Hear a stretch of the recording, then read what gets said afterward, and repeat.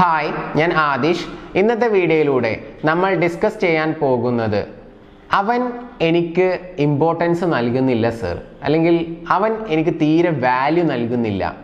ഞാൻ അവൻ്റെ പുറകെ ഒരുപാട് സ്നേഹത്തിന് വേണ്ടി യാചിച്ച് നടന്നു.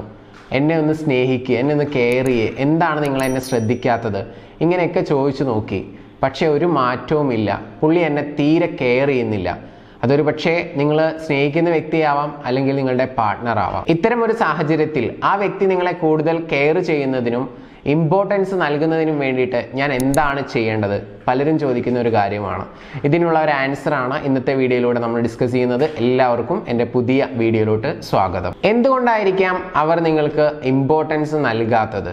മേ ബി ചിലപ്പോൾ അവരുടെ ലൈഫിൽ നിങ്ങളെക്കാൾ കൂടുതൽ ഇമ്പോർട്ടൻസ് കൊടുക്കുന്ന എന്തെങ്കിലും കാര്യം ഉണ്ടായിരിക്കാം. ചിലപ്പോൾ മേ ബി അവർ ലൈഫിൽ സെറ്റിൽഡ് ആയിട്ടുണ്ടായിരിക്കത്തില്ല. അപ്പോൾ ലൈഫ് ഒന്ന് സെറ്റിൽഡ് ആവാൻ വേണ്ടിയിട്ട് കടന്ന് കഷ്ടപ്പെടുകയായിരിക്കും. പഠന വിഷയങ്ങളിൽ അല്ലെങ്കിൽ ജോബുമായി ബന്ധപ്പെട്ടിട്ട് ഇങ്ങനെ ഭയങ്കര ബിസി ആയിട്ട് നടക്കുന്നത് കൊണ്ടായിരിക്കാം മേ ബി ചിലപ്പോൾ നിങ്ങൾക്ക് കൂടുതൽ അറ്റൻഷൻ തരാൻ കഴിയാത്തതും അതുപോലെ വാല്യൂ തരാൻ കഴിയാത്തതും ഒക്കെ. അതുപോലെ തന്നെ ചില ആളുകളെ സംബന്ധിച്ചിടത്തോളം വലിയ സ്വപ്നങ്ങളുടെ പുറകെയായിരിക്കും. ബിസിനസ് ചെയ്യണം, എന്തെങ്കിലും ഒരു ബിസിനസ് സ്റ്റാർട്ട് ചെയ്യണം എന്നൊക്കെ ആഗ്രഹവുമായി മുന്നോട്ട് പോകുന്ന ആളുകൾ ഉണ്ടായിരിക്കും.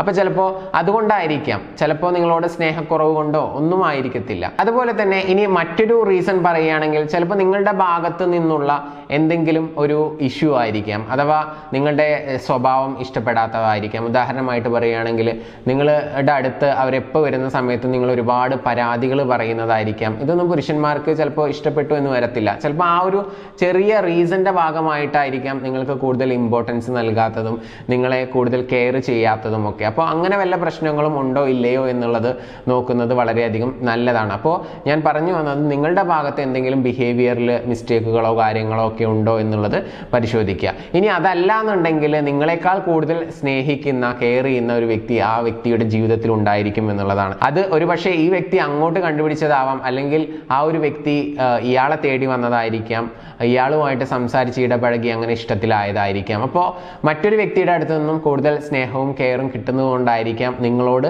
അത് കുറയുന്നത്. അപ്പോൾ ഇങ്ങനെ പല രീതിയിലുള്ള റീസൺസ് ആയിരിക്കാം. എന്ത് റീസൺ ആണെങ്കിലും നിങ്ങൾ ഇവിടെ എന്താണ് ചെയ്യേണ്ടത്? ഞാൻ നേരത്തെ സൂചിപ്പിച്ചു, പല ആളുകളും ബെഗ് ചെയ്യാണ് ചെയ്യുക. എന്നെ ഒന്ന് സ്നേഹിക്കുക, എന്നെ ഒന്ന് കെയർ ചെയ്യുക എന്ന് പറയുന്ന ഒരു പക്ഷം ആളുകളുണ്ട്. അപ്പോൾ അത്തരത്തിലുള്ള ഒരു കാറ്റഗറിയിൽ നിങ്ങൾ പെടാതിരിക്കുക. അതിന് പകരം നിങ്ങൾ മനസ്സിലാക്കേണ്ട ഒരു യാഥാർത്ഥ്യം എന്ന് പറയുന്നത്, നമ്മൾ എന്തിനാണ് ഏറ്റവും കൂടുതൽ വാല്യൂവും ഇമ്പോർട്ടൻസും കൊടുക്കുക?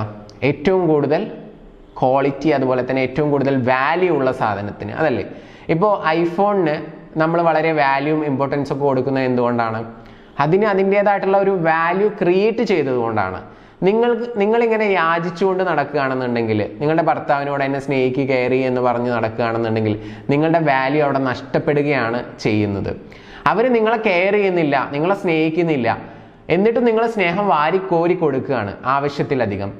അപ്പോൾ അവർക്കറിയാം നിങ്ങളെ സ്നേഹിച്ചാലും ഇല്ലെങ്കിലും നിങ്ങളുടെ അടുത്തുനിന്ന് സ്നേഹം കിട്ടുന്നുള്ളത്. അപ്പോൾ അതിൽ കുറച്ച് കുറക്കണം എന്നാണ് ഞാൻ പറയുന്നത്. കാരണം നിങ്ങൾക്കൊരു സെൽഫ് റെസ്പെക്റ്റും കാര്യങ്ങളൊക്കെ വേണം. ഇങ്ങോട്ട് സ്നേഹിക്കുന്നില്ലെങ്കിൽ അങ്ങോട്ട് വാരിക്കോരി കൊടുക്കണ്ട, കുറച്ച് കുറക്കുക സ്നേഹം. മനസ്സിലായോ? അങ്ങനെ കുറച്ച് സ്നേഹമൊക്കെ കുറച്ചിട്ട് നിങ്ങളുടേതായിട്ടുള്ള ഒരു വാല്യൂ ക്രിയേറ്റ് ചെയ്യുക.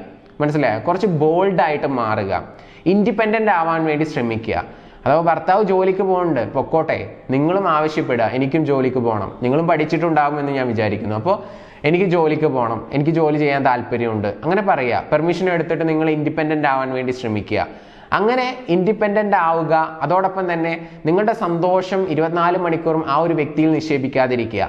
ആ വ്യക്തി നിങ്ങളുടെ ലൈഫിൽ ഇല്ലെങ്കിലും എനിക്ക് ഹാപ്പി ആവാൻ പറ്റും. നിങ്ങൾക്ക് ചെയ്യാൻ ഇഷ്ടമുള്ള എന്തെങ്കിലും കാര്യങ്ങളൊക്കെ ഉണ്ടായിരിക്കും, അല്ലേ? ചില ആളുകൾക്ക് പാട്ട് പഠിക്കുന്നതായിരിക്കും, ചില ആളുകൾക്ക് ഡാൻസ് പഠിക്കുന്നതായിരിക്കാം, ഡാൻസ് കളിക്കുന്നതായിരിക്കാം, വാട്ട് എവർ ഇറ്റ് ഈസ്. എന്ത് തന്നെയാണെങ്കിലും നിങ്ങളുടേതായിട്ടുള്ള ഇഷ്ടങ്ങൾ ഉണ്ടായിരിക്കാം, പാഷൻസ് ഉണ്ടായിരിക്കാം. അതിനെ ഫോളോ ചെയ്യാൻ വേണ്ടി ശ്രമിക്കുക. അങ്ങനെ നിങ്ങളുടെ സന്തോഷം നിങ്ങൾ കണ്ടെത്തുക. ആ സന്തോഷം മറ്റൊരാളുടെ കീഴിലാവാതിരിക്കുക. ആ വ്യക്തി എൻ്റെ കൂടെ ഉണ്ടെങ്കിലേ, അല്ലെങ്കിൽ ആ വ്യക്തി എന്നെ സമാധാനിപ്പിച്ചാലേ, കെയർ ചെയ്താലേ എനിക്ക് സന്തോഷം ഉണ്ടാകത്തുള്ളൂ എന്ന് പറയാതിരിക്കുക.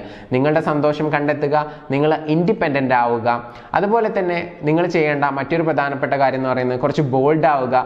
നിങ്ങളുടെ ബ്യൂട്ടിയിൽ കുറച്ച് കൂടുതൽ കോൺഷ്യസ് ആവുക. നിങ്ങൾ ഇപ്പോൾ തടി കൂടുതലുള്ള ആളാണെങ്കിൽ കുറച്ച് തടി കുറച്ച് ഒന്ന് ഫിറ്റ് ആവാൻ വേണ്ടി ശ്രമിക്കുക. തടി കുറവുള്ള ആളാണെങ്കിൽ ഒരു ആവറേജ് തടിയിലോട്ടൊക്കെ മാറാൻ വേണ്ടി ശ്രമിക്കുക. ഇനി ആവറേജ് തടിയുള്ള ആളാണെങ്കിൽ ഒന്നുകൂടി ബ്യൂട്ടി ആവാൻ വേണ്ടിയിട്ട് എന്തൊക്കെയാണ് ചെയ്യാൻ പറ്റുകയാണെങ്കിൽ അതൊക്കെ ചെയ്യുക. കാരണം ഇന്ന് ഇപ്പോൾ ബ്യൂട്ടി ആവാൻ വേണ്ടിയിട്ട് ഒരുപാട് ട്രീറ്റ്മെൻറ്റ്സും കാര്യങ്ങളൊക്കെ ഉണ്ട്. ഇനിയിപ്പോൾ അട്രാക്ഷൻ കുറഞ്ഞിട്ടാണെങ്കിൽ അങ്ങനെയുള്ള കാര്യങ്ങൾ നമുക്ക് പരീക്ഷിക്കാവുന്നതാണ്. അപ്പോൾ അങ്ങനെ നിങ്ങൾ എന്ത് ചെയ്യുക, കുറച്ചുകൂടി നിങ്ങളെ നന്നാക്കാൻ വേണ്ടി ശ്രമിക്കുക. അപ്പോൾ ഇത്രയും കാര്യങ്ങൾ ചെയ്ത് നിങ്ങൾ ഒരു സെൽഫ് റെസ്പെക്റ്റോട് കൂടിയിട്ട് നിങ്ങൾ അങ്ങോട്ട് യാചിക്കാതെ ഇത്തരം കാര്യങ്ങളൊക്കെ ചെയ്ത് മുന്നോട്ട് പോവുകയാണെങ്കിൽ തീർച്ചയായിട്ടും ആ വ്യക്തിക്ക് നിങ്ങളോടൊരു അട്രാക്ഷൻ തോന്നും. ഇതിന് പകരം പ്ലീസ് എന്നെ ഒന്ന് സ്നേഹിക്കുമോ, എന്നെ എന്താ നിങ്ങൾ കെയർ ചെയ്യാത്തത്, നിങ്ങളെന്താ നേരത്തെ വരാത്തത്, നിങ്ങളെന്താ എന്നോട് സംസാരിക്കാത്തത്, ഇങ്ങനെയുള്ള ഒരുപാട് പരാതികൾ പറഞ്ഞിട്ടോ ബെഗ് ചെയ്തിട്ടോ യാതൊരു പ്രയോജനം ഉണ്ടാവുമെന്ന് തോന്നുന്നില്ല. അപ്പോൾ വളരെ സിമ്പിളാണ് ആൻസർ എന്ന് പറയുന്നത്. എന്താണ് ഈ ബെഗ്ഗിങ് നിർത്തിക്കൊണ്ട് നിങ്ങൾ ചെയ്യേണ്ടത്? ഫസ്റ്റ് വൺ, ഇൻഡിപെൻഡൻ്റ് ആവാൻ വേണ്ടി ശ്രമിക്കുക. നിങ്ങളുടെ സന്തോഷം നിങ്ങൾ കണ്ടെത്തുക. നിങ്ങളുടെ പാഷനെ നിങ്ങൾ എന്ത് ചെയ്യുക, ഫോളോ ചെയ്യുക.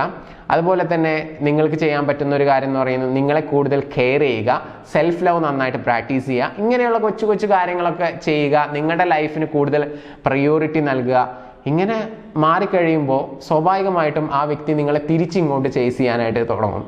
ഇപ്പോൾ സംഭവിക്കുന്നത് നിങ്ങളുടെ മനസ്സ് അവരെ അങ്ങോട്ട് ചേസ് ചെയ്തുകൊണ്ടിരിക്കുക. അപ്പോൾ ആ ഒരു ചേസിങ് നിർത്തി പുള്ളി ഇങ്ങോട്ട് ചേസ് ചെയ്യാനായിട്ട് തുടങ്ങും. സോ ഇതാണ് ടിപ്സ് എന്ന് പറയുന്നത്. ഇതുകൂടാതെ ധാരാളം ടെക്നിക്കുകളും ട്രിക്സുകളും ഒക്കെ ഉണ്ട്. ഒരുപാട് ലോ ഓഫ് അട്രാക്ഷൻ മെത്തേഡുകളൊക്കെ ഉണ്ട്. അതിനെക്കുറിച്ച് കൂടുതൽ പഠിക്കാനും അറിയാനും ഒക്കെ നിങ്ങൾ ആഗ്രഹിക്കുന്നുണ്ടെങ്കിൽ മുകളിൽ കാണുന്ന നമ്പറിൽ നിങ്ങൾക്ക് വിളിക്കാവുന്നതാണ്.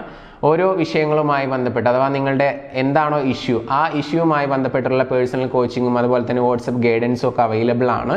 സോ താല്പര്യമുള്ള ആളുകൾക്ക്, എന്തെങ്കിലും പ്രശ്നങ്ങൾ നേരിട്ടുകൊണ്ടിരിക്കുന്ന ആളുകൾക്കൊക്കെ മുകളിൽ കാണുന്ന നമ്പറിൽ വിളിക്കാവുന്നതാണ്. നിങ്ങളുടെ പ്രശ്നങ്ങൾ ഷെയർ ചെയ്യുക, അതിനുള്ള സൊല്യൂഷൻസ് വാങ്ങുക, നിങ്ങൾ അതൊക്കെ പരിശീലിക്കുക. തീർച്ചയായിട്ടും നിങ്ങൾ ആഗ്രഹിക്കുന്ന ഒരു റിസൾട്ട് നിങ്ങളുടെ ലൈഫിൽ കിട്ടും. നിങ്ങൾ ആഗ്രഹിക്കുന്ന വ്യക്തിയുമായിട്ട് വളരെ സന്തോഷത്തോടു കൂടി കുടുംബജീവിതം നയിക്കാൻ നിങ്ങൾക്ക് സാധിക്കട്ടെ എന്ന് ആശംസിച്ചുകൊണ്ട് പ്രാർത്ഥിച്ചുകൊണ്ട് ഇന്നത്തെ വീഡിയോ ഞാനിവിടെ അവസാനിപ്പിക്കുകയാണ്. Anyway thank you, namaste.